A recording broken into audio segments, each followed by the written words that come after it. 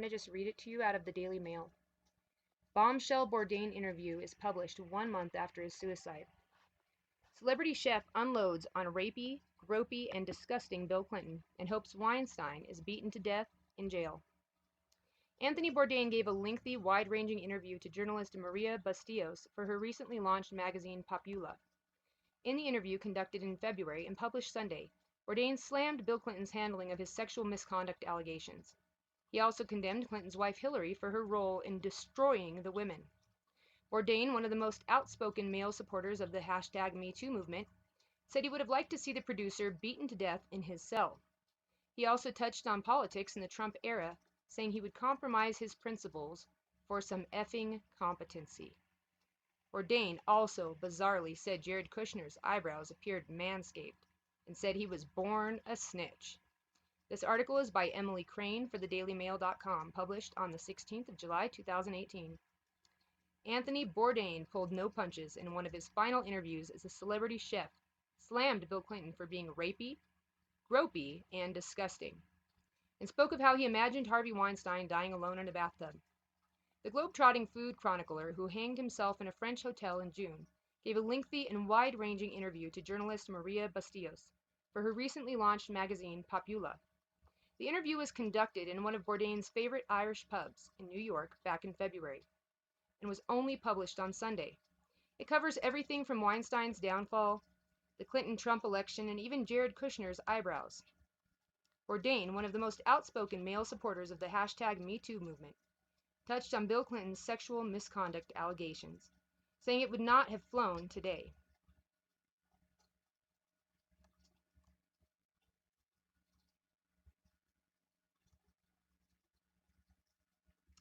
Continuing on, a little back up here. Bill Clinton. This is a quote from Bourdain, by the way. Bill Clinton, look, the bimbo eruptions. It was effing monstrous, Bourdain said, before describing the former president as a piece of S, entitled rapey, gropey, grabby, and disgusting. Bourdain went on to condemn the way Clinton and his wife Hillary destroyed the women who came forward with the allegations. He's a very charming man. I met with him. He's effing magnetic. It's as if Hillary, when you're in the room, you think, wow, she's really warm and nice and funny. But the way they efficiently dismantled, destroyed, and shamelessly discredited those women for speaking the truth.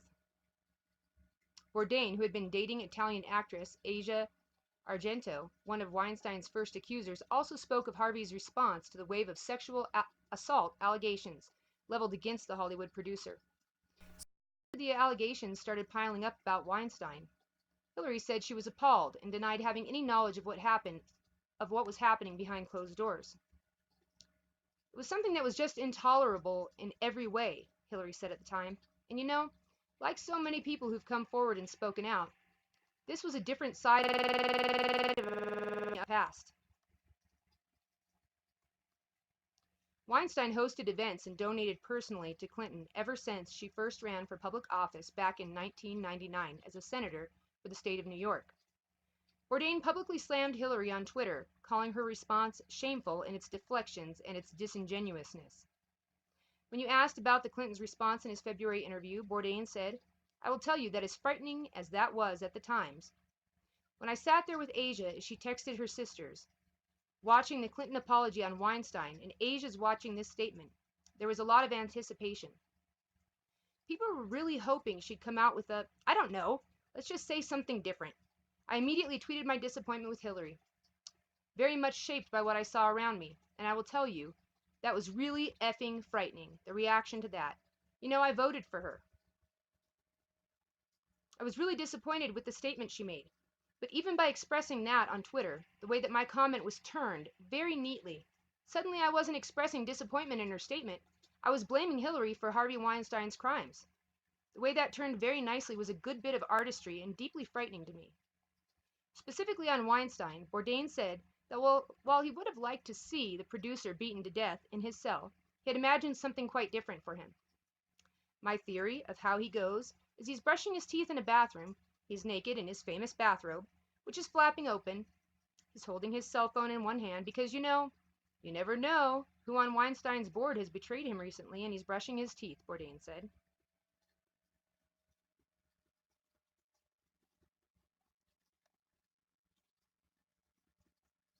Continuing this article here.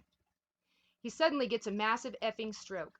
He stumbles backward into the bathtub where he finds himself with his robe open, feet sticking out of the tub, and in his last moments of consciousness, he scrolls through his contacts list, trying to figure out who he can call, who will actually answer the phone.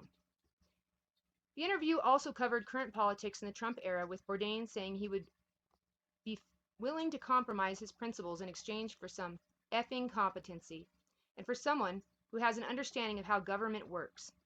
It's like, that's okay, because Jared will brief me later.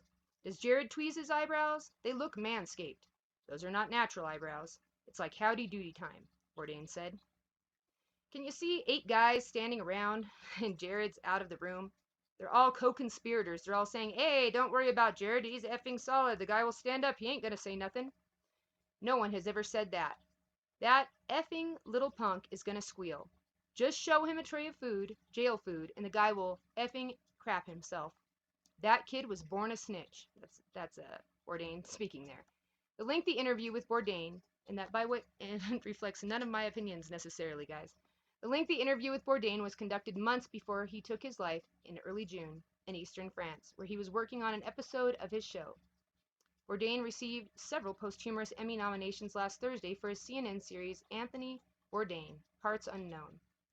Now I'm going to go on and do something a little different here, guys. I'm going to go ahead and read some of the comments below this article to you because, you know, a lot of times the best information is found in the comments section. And I'm not kidding.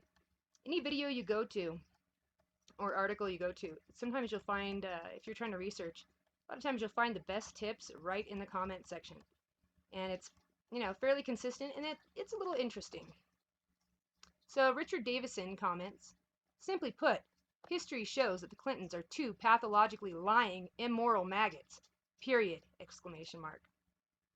Someone named Ura from Guyana, United States, wrote, some people didn't wait 20 years after the fact to call out the Clinton hypocrisy. But I guess those people weren't allowed the privilege of a program on CNN in trendy restaurants frequented by the smart set. Randy Dan from Dallas says, is there trouble in liberal paradise? Vacchio Global from New York City, United States wrote, the Clintons love money and power, and more money and power, and they can't stand not being the toast of the town. Hillary's past actions as a lawyer speak for itself. End of quote. By the way, he's right. I mean, Hillary she actually helped to get a man who had raped a young girl into a coma, caused her to never be able to have children for the rest of her life. Hillary victim blamed that little girl and really helped to get the guy off so he wouldn't get in trouble for his rapes. I mean, this is hideous, these Clintons, but whatever. You know, you guys are gonna make up your own mind, which I think most of you hate the Clintons too. So, it's the liberals. We need, you know what? The liberals who find out about Hillary Clinton, they're done with her. So it's, you know, it's not the real liberals that think she's great. It's the fake ones. Gladys Morin of Baltimore, the United States, wrote, well said, Mr. Bourdain. The Clintons and their minions have been a huge problem in this country for a very long time. Very corrupt, sleazy, self-serving, disingenuous. Well, I could go on and on with adjectives. Oh yes, and Obama failed, in all caps, in every aspect with exception to providing lengthy unemployment to U.S. citizens. End of quote.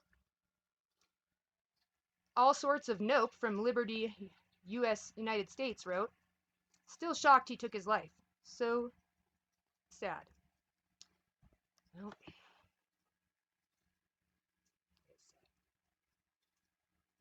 deep in the heart of Texas, United States wrote, he's not here to dispute anything she writes. She can only make up stuff that he said, and no one will be the wiser. I'm sure he hated the Clintons, though. I mean, who doesn't? Exactly. I love you, Ozo from Miami wrote, can you imagine if Trump had said this? There would be riots in the streets of Hollywood, and he would be called all sorts of vulgar names. Only Hollywood movie stars and TV stars tell the truth. LOL. Register Fred from DC, United States wrote, did the Clintons know about his interview? That was my question too, by the way. Yeah. And Druid Dream wrote, they're still very much in the know.